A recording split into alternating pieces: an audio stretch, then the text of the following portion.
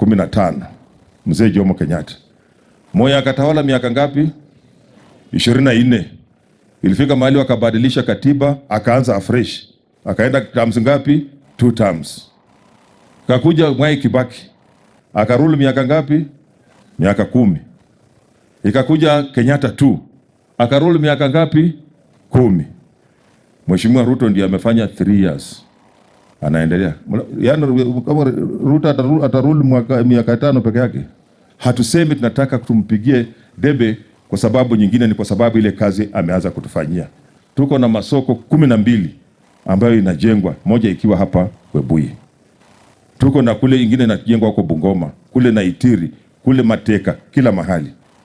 Mnakumbuka kwamba wakati tumekuwa na Madaraka Day ile ya miaka 60 tulifanyia hapa kwetu Bungoma.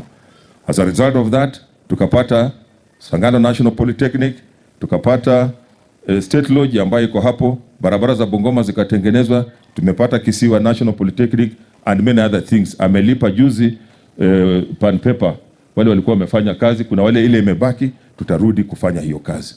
Kwa hivyo sisi tukiwa viongozi, mimi nikiwa kama gavana wa Bungoma na ambaye ninamsaidia upande huu, tumemwambia kwamba ile kazi iwe rahisi, tutimize madeni ile umeahidi.